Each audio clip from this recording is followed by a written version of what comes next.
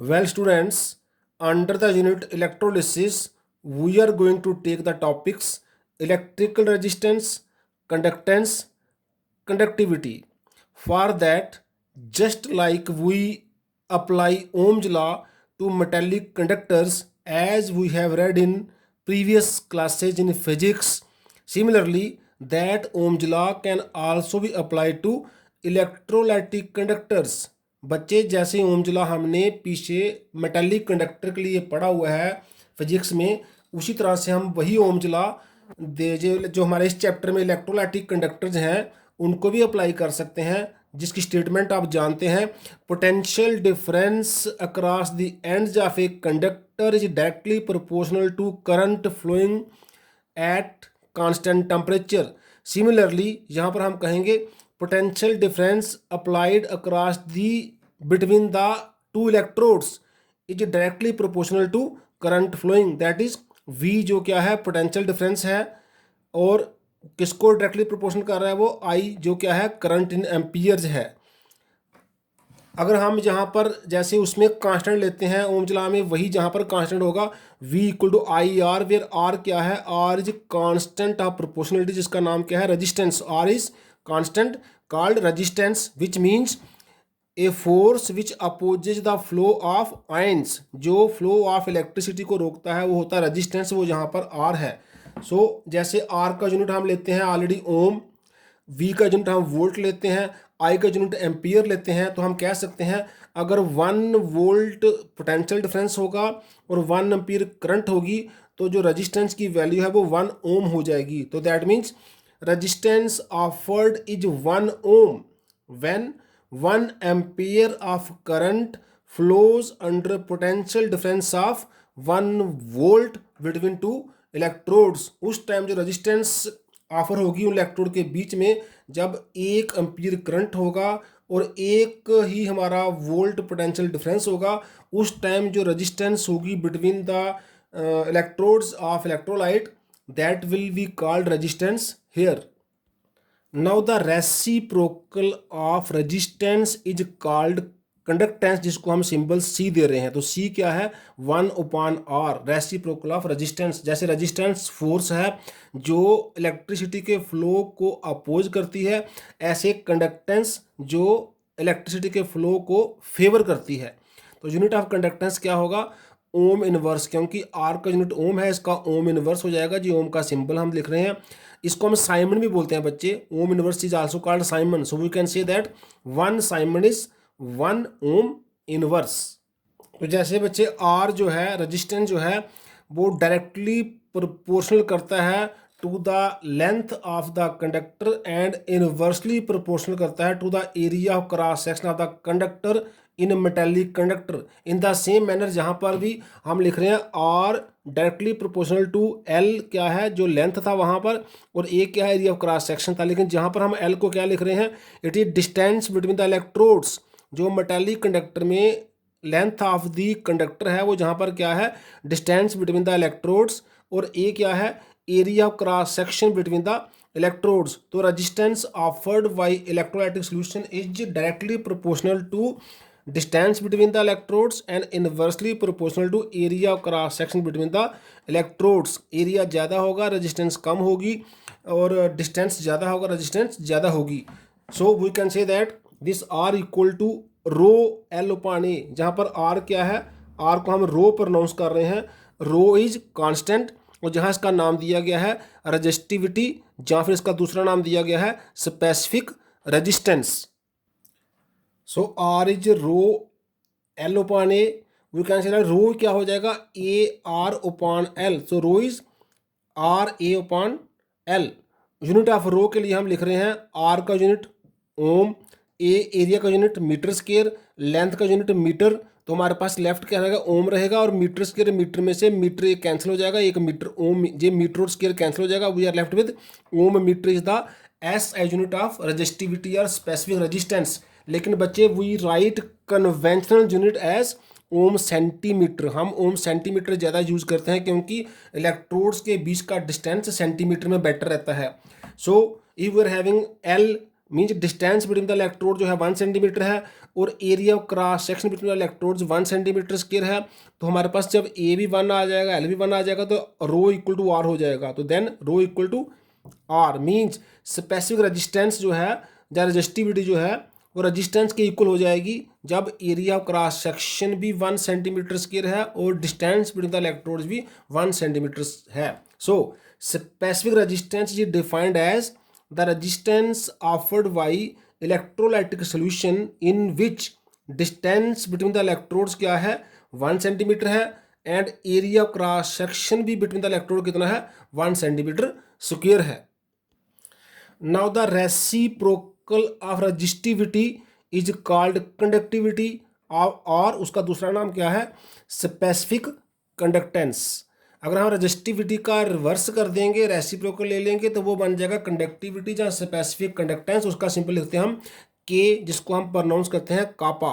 Kappa is the symbol for this specific conductance. तो के क्या हो गया 1/रो, रेजिस्टिविटी का रेसिप्रोकल। हम जानते हैं रो का वैल्यू क्या है RA/L, जैसे भी पीछे देखा हमने। अगर हम इस वैल्यू को यहाँ सब्स्टिट्यूट करेंगे तो वी गेट के इक्वल टू, ये रिवर्स हो जाएगा क्योंकि रो जो है डिनोमिनेटर में है, उसका रेसिप्रोकल हो जाएगा, जो हो जाएगा एल ए के साथ आर, तो this is L R A. Also we know that 1/r होता है सी, क्या है कंडक्टेंस ऑफ द सोल्यूशन। तो हम 1/r की जगह जब सी लिखेंगे तो वी विल लेफ्ट विद के इक्वल टू सी L/A। तो ये हमारे पास के का फार्मूला आ गया जो कि रिवर्स है of the rho resistivity. Unit of K भी रो का रिवर्स होगा, this is ohm inverse centimetre inverse. Ohm inverse is also siemens, so unit of kappa or conductivity is siemens centimetre inverse. पहले की तरह conduct जो specific conductance के है ये कंडक्टेंस के इक्वल हो जाएगी when distance between the electrode is 1 centimetre and area of cross section between the electrode is 1 centimetre square. जैसे आर रो के बराबर हो जाता है, जहाँ पर कंडक्टिविटी जो है वो कंडक्टेंस के इक्वल हो जाएगी जब उनके डायमेंशन क्या हैं। जहां हमारा एक ऐसा सेल है जिसका जो distance between the electrodes 1 centimetre apart है और area of cross section between the electrodes 1 centimetre square है, उसका जो कंडक्टेंस होगा वही कंडक्टिविटी होगा, जो रेजिस्टेंस होगा वही रेजिस्टिविटी होगा। So conductivity is the conductance of 1 centimeter cube of the solution of electrolyte। जैसे हमारे पास ये क्यूब है, जिस क्यूब की जो साइड है वो क्या है वो 1 सेंटीमीटर है, तो इसके डायमेंशन सब साइड से 1 हो जाएंगे। इसका एक फेस जो है वो से एनोड है, एक फेस कैथोड है, इसके पूरे के अंदर हमने इलेक्ट्रोलाइट फिल किया हुआ है, तो अपने आप ही इसका एरिया ऑफ क्रॉस सेक्शन भी 1 सेंटीमीटर स्क्वायर हो जाएगा और डिस्टेंस बिटवीन द इलेक्ट्रोड भी 1 हो जाएगा। तो ऐसे क्यूब की जो कंडक्टेंस आएगी वही कंडक्टिविटी हो जाएगी। अब हम बात करते हैं इक्विवेलेंट कंडक्टिविटी की। इसका डेफिनेशन क्या है? Equivalent conductivity of a solution at dilution V is defined as the conductance of all the ions produced from 1 gram equivalent of the electrolyte dissolved in V centimeter cube of the solution when the distance between the electrodes जो क्या होना चाहिए is 1 centimeter apart and the area of the electrolyte solution कितना होना चाहिए so large that whole of the solution is contained between them. तो क्या इसका सेंस निकलता है? हमने 1 ग्राम इक्विवेलेंट इलेक्ट्रोलाइट का ले लेना है, उसको 20 सेंटीमीटर क्यूब में जिस वॉल्यूम में वो घुल जाए उसको डिल्यूट करके उसको हमने घोल देना है सो दैट वो पूरा आयोनाइज कर जाए। हमने 2 इलेक्ट्रोड लेने हैं, उन इलेक्ट्रोड के बीच का डिस्टेंस जो है वो जैसे एक इलेक्ट्रोड ऐसे लिया, एक इलेक्ट्रोड ऐसे लिया, उनके बीच का डिस्टेंस 1 सेंटीमीटर रखना है, लेकिन एरिया उसका इतना लंबा रख लेना है, इतना एरिया कर लेना है कि वो पूरे का पूरा इलेक्ट्रोलाइट जिसमें 1 ग्राम इक्विवेलेंट डिजॉल्व किया है वो उन दोनों 1 सेंटीमीटर वाली प्लेट्स के अंदर आ जाए। उसके बाद उसकी हमने कंडक्टेंस निकालनी है, जो उसकी कंडक्टेंस आएगी वही उसकी इक्विवेलेंट कंडक्टिविटी हो जाएगी, क्योंकि हमने 1 ग्राम इक्विवेलेंट लिया है। इसका सिंबल लिखते हैं बच्चे लैम्डा EQ। ऐसे हम जहाँ पर ये बता देते हैं हम लैम्डा एम भी निकाल सकते हैं। जी है मोलर कंडक्टिविटी, उसमें क्या है एग्जैक्टली सेम डेफिनेशन है, ओनली डिफरेंस इज जहाँ हमने लिखा हमने 1 ग्राम इक्विवेलेंट लिया है वहाँ पर हम 1 ग्राम मोल लेते हैं। मीन्स जहाँ पर इक्विवेलेंट वेट जितना है उतने ग्राम लेते हैं तो वो इक्विवेलेंट कंडक्टिविटी बन जाएगी।